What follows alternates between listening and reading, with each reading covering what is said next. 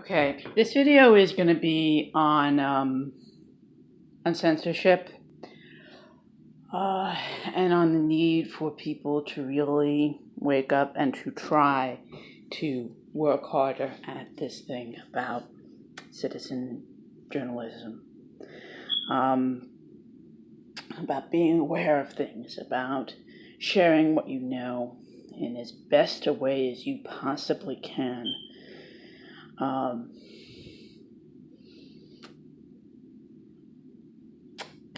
Folks like Julian Assange, folks like Chelsea Manning, Susie, Caitlin Johnstone. These people really are among probably the loudest in this movement. There are many others, though. And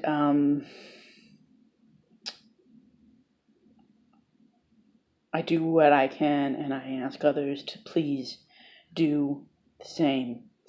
About a year ago, I did a piece on one of the false flags in New York City, where supposedly some tourists from Argentina were killed, and it was easy for me to really find out what was happening in terms of the camera angles were all wrong as to where this was claimed to have occurred.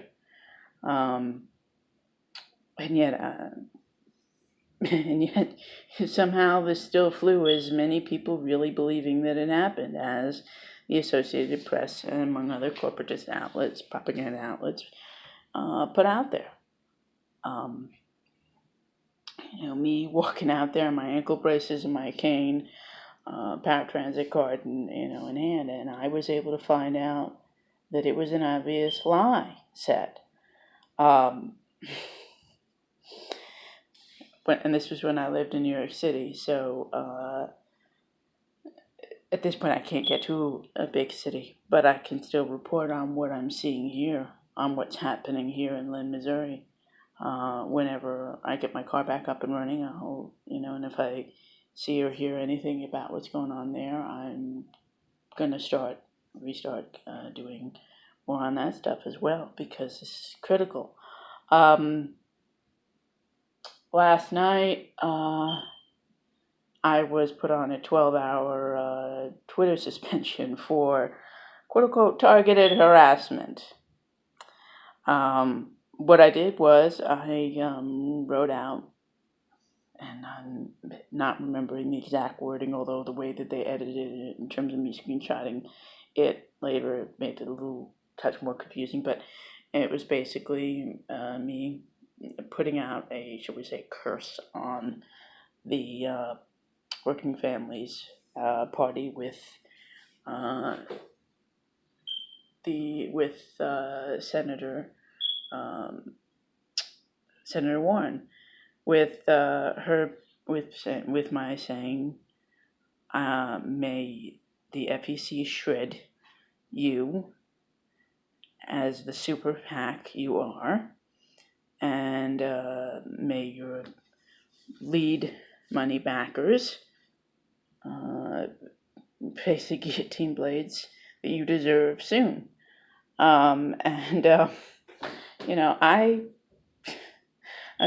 That was somehow considered quote unquote targeted harassment.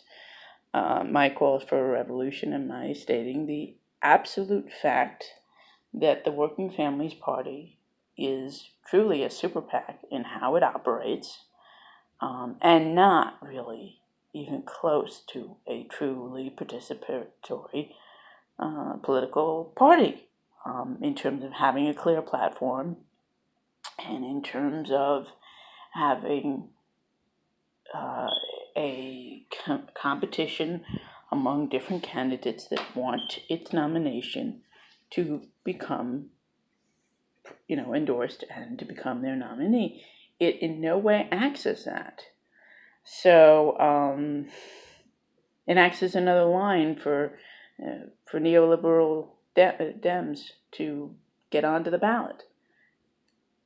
So, and again, you could go to Open Secrets, or you could just go to the FEC website in terms of finding out the information on what they are and what they do. It's pretty clear that this is what they are. Now, again, me calling for a revolution, that was another part of the statement, but if you're going to claim targeted harassment, good luck in making that construct stick. What it is, and what me and many other people are doing, is pointing out that it's time for real change. I prefer it actually be done peacefully, but many of us are extremely frustrated. After all the manure I've endured, I think I have a right to be. Especially since what I've fallen through in terms of what's made my life so hard, for the most part, has been system built-in flaws that were designed to be utilized to kill and maim people. These are not, well, whoops, you made a mistake. No. And I'm not saying that I'm perfect. I'm not. But it's always pretty much been, do I choose a pretty awful choice, or do I do nothing and likely end up dead? Or a certain death. And, sometimes it really is, I'm looking at it, it's like I either have to move or I'm guaranteed dead, and it's going to be a struggle no matter what the hell I do. So I keep on moving. Now, and this, and yes, part of my struggles are my medical issues, but frankly, they definitely make it harder, but they're not the be-it-all and end-all by any stretch of the imagination. So I encourage people, I really do, to go out wherever you are nearby, find out what's going on, write on it, make YouTube videos or a similar medium, Vimeo, VidMe, even if it's you playing it out in terms of poetry that's not quite revealing things but is a bit of a veiled thing, do it. If it's cartooning and or drawing, okay, more of this needs to happen, and it needs to be shared. And in terms of sharing it on social networking platforms like Twitter, like Facebook, like MeWe, which frankly at this point seems like it's just as censored as Facebook, if not darn close to it. I read their new sets of terms of service. It is definitely not what at first I meant it to be, which was a safe haven away from Facebook/fascist book, as I often call it.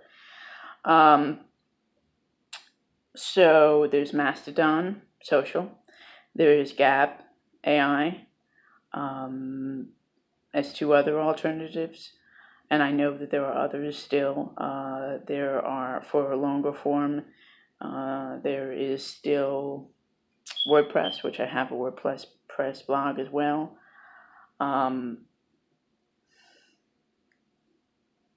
Again, I encourage people, get out and share.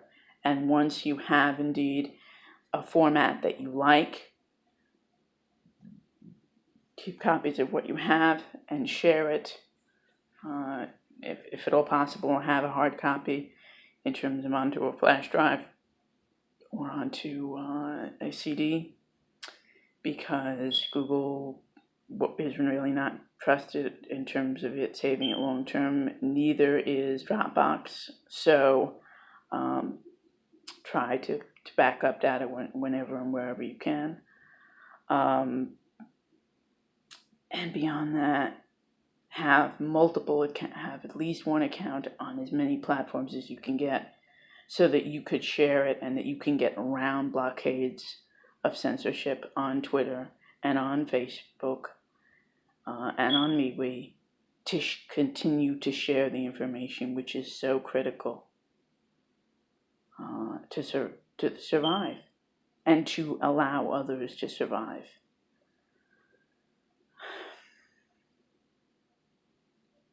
I agree that we're somewhat near a tipping point in terms of whether technology is going to create a complete disaster or a complete revival and renewal. So we've got to work to make sure that it is that beautiful thing that it can be. Not going to be easy, but it'll be worth it. So again, I encourage all people, get out there, do what you can. Okay, you're not there. I get it. Many people, they can't be consistent on things. It doesn't matter. In terms of recording things, things don't even happen in a consistent way, especially with regards to localities of false flags. They just don't. But the overall patterns are pretty clear, and it's escalating in terms of false flag activity. It's escalating in terms of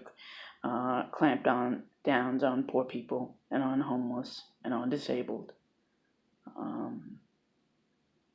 The fact that to some extent I'm one of those people, I don't care. If anything, it makes me fight harder.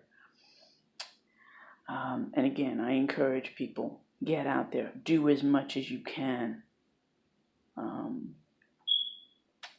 It's been circulated the concept of who was it first, in terms of the Holocaust. And I'm not saying that Trump is Hitler. He's not.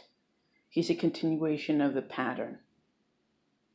And this is going to morph into something that will be different, but will have some similarities to other catastrophes if we do not fight it, and fight it hard. But first, it was really the disabled. And yes, Jews, yes, socialists. I myself am a disabled anarcho-socialist Jew, so I get it in terms of marginalization. But right now as well, what we're having is other marginalized groups. We're having illegal, which is to say climate change refugees of immigrants. We're still having many other minorities clamped down on in terms of Muslims. We've still got racism in this country, without a doubt. We've still got sexism as well. All of it is winnable. None of it's going to be easy. But keep doing as much as you can. If you see an opening to do more, do it. This is a long-term thing. But every drop will count. Shalom.